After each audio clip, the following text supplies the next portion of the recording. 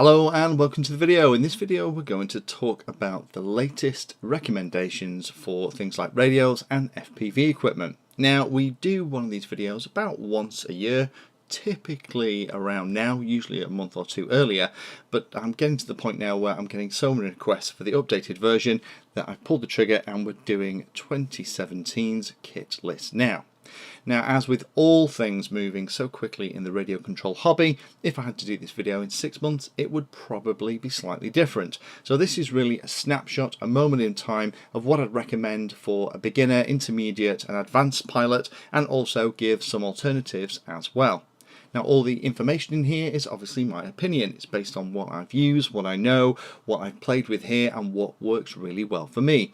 Everybody has their own opinion, and everyone has particular kit that they like, and particular manufacturers that they like too, and also particular manufacturers that they avoid like the plague. So do keep that in mind. This is just my opinion. Other opinions are definitely available. So let's start talking about what I recommend if you're a beginner and you're looking to get into radio control and particularly FPV. I'd recommend starting off with one of the more basic radios that's actually really good for the money. Things like the FS-i6S is a great radio. It has a touch screen, only has 5 model memories, but is perfect for multi-rotors. Not particularly good for fixed wing because it doesn't have trims, but it's a great starter radio, and there are a lot of bind and fly models that are starting to ship now with FlySky compatible receivers. Other option for that, of course, is things like the Turn-G Evolution, which has a lot of similar features to the FS-i6S, but is in a very different form factor. And for those of you that are part of the PlayStation generation, or like me, like Xbox or those kind of things, where the controller feels very natural in your hand, that Evolution can feel much nicer to use than a more conventional radio. Goggles for me, still entry level, has to be the Quantum Cyclops. We've had several versions on the channel and they work really well and they give a lot of bang for the buck. The latest version allows you to select the band and channel, has a nice little on-screen display to show you the voltage and signal strength and all that goodness. And I'm hoping that Hobby King will eventually bring out a diversity version too.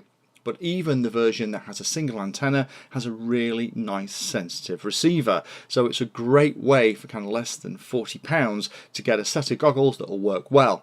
They're also great as ride-along goggles too, because I found that people can use this style of goggle where they might struggle with a more expensive enclosed set of goggles if they have a problem with their eyesight. Camera for me at the cheap end is this little thing, the eSheen 1000 TVL CCD camera.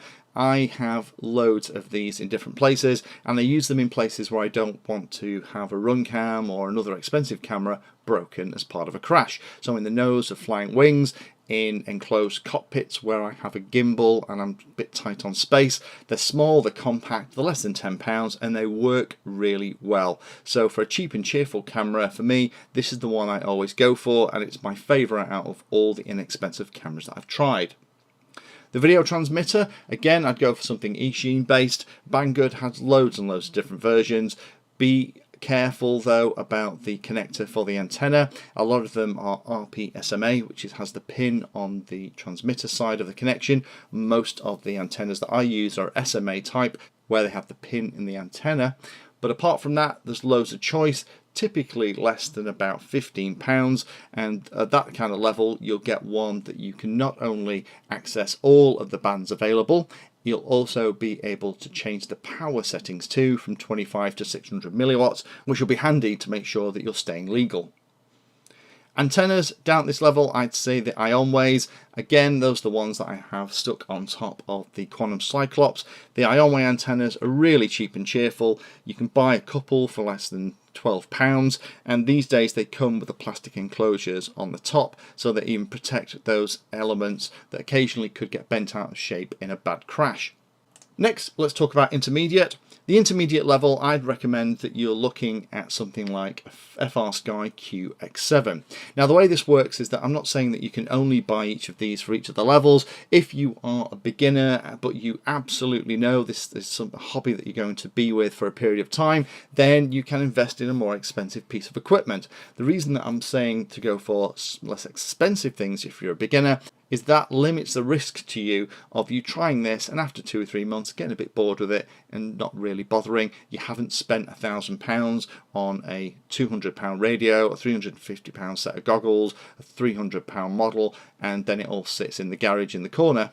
With the intermediate level, I'm starting to look at things that you can not only use as an intermediate pilot, but will serve you well as you move on through the hobby. So the radio is the FR Sky QX7, a great little radio, tons of bang for the buck, running OpenTX. It's probably a little bit harder to set up and learn to use than something like the Turnigy Evolution or the FS i6S.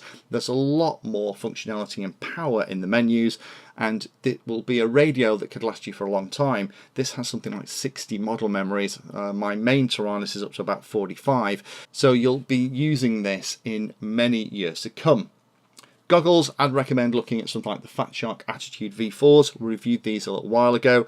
These are kind of the all-in-one entry levels from Fat Shark. I really like them. The receiver is really sensitive and works beautifully. It's a bay-based receiver, so if you want to change it out to different frequencies, you can.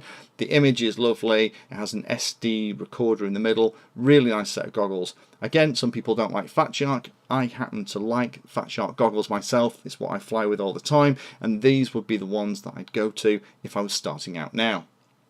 The camera for me, for intermediate and up, the majority of the time is going to be the Runcam Eagle or the new Runcam Eagle 2. It's my favourite camera. You can get it in 16:9 and 4:3 aspect ratios. You can get loads of different lenses as well. It provides a beautiful picture. The Runcam Eagle 2, in my opinion, it gives a slightly nicer picture to the Runcam Eagle. There's nothing wrong with that, so it's even better. That's the camera that I would use. Has a huge wide voltage range, and if you're going to use it in a multi-rotor, the on-screen display overlays and looks beautiful. Video transmitter at this level, I like the Quantum Elite Q series from Hobby King. They're small, they're compact, they work really well. I like the fact that down on these things they have a button that actually powers it up. It allows you, if you're flying with friends, to see what they are already using in their FPV kit, to power up your model, select a band and frequency that you're going to use that isn't going to stomp all over their video signal as they're flying, and then when you've got it all set, you can actually power the video transmitter up and it will start transmitting. It's a really nice way, if you're going to be flying with friends regularly, to make sure that you don't plug your quadcopter in and then your mate drops out the sky because you've just completely destroyed his FPV image. For me, the antennas then at this level, I'm starting to look at the Menace RC Pagoda and patch antennas. I'm a big fan of these. I use them all over the place now, probably more of these than the Ionways, which is going to be saying something, and they work spectacularly well. The patch and the Pagoda in particular, we'll look at a minute at some more expensive goggles here in front of us, and you'll notice that I'm using that setup as part of a diversity receiver. Next level then is Advanced. Advanced for me has to be the good old FrSky Taranis X9D Plus, or just commonly known as the Taranis radio.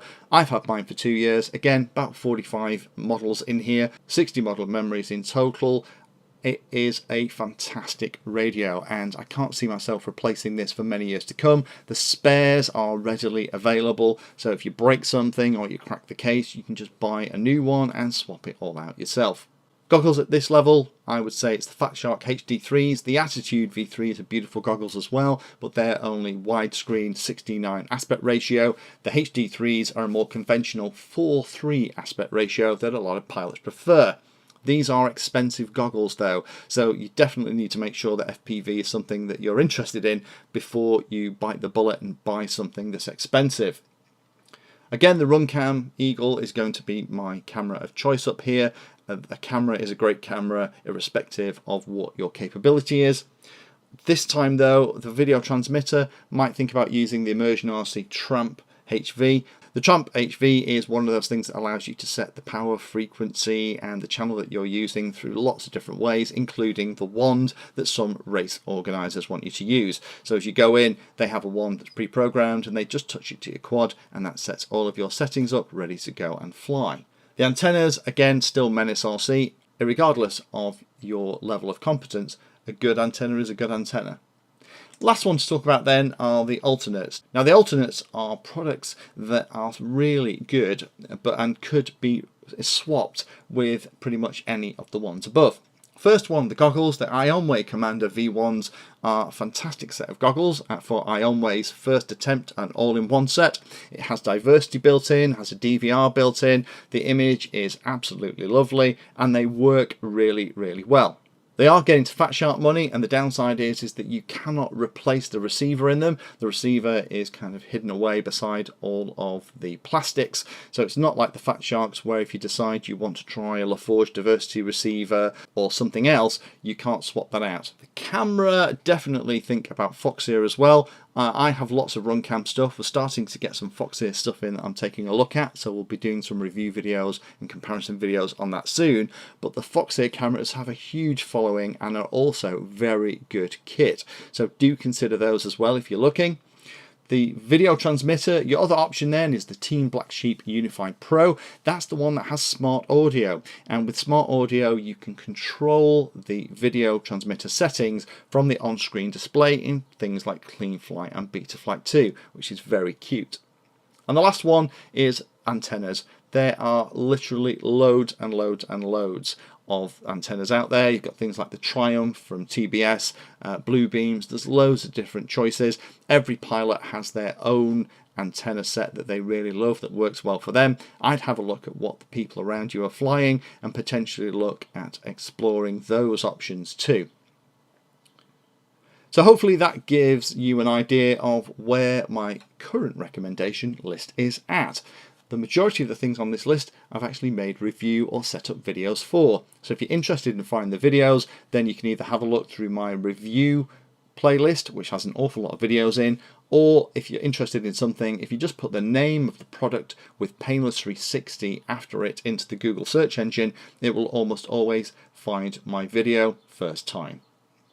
So that's my thoughts as of summer 2017. As I said at the very beginning of the video, if I had to record this in 3 or 4 months, the list would have probably slightly changed. Thank you for taking the time to watch that video, and particularly for watching right to the very end. We try and release a video on Tuesday and Friday, and sometimes we'll release 1 or 2 extra ones in a week as well. All of the videos on the channel are organised into easy to use playlists, so do have a look in there, because if you're interested in a subject, we organise all the videos on that subject so you can find them easily all together in one place. If you like what we're doing, then please like and subscribe and tell others about the channel so they can come and join as well. We're available in all of the usual social media places, particularly in places like Instagram, Twitter, and we also share all of our 3D designs on Thingiverse.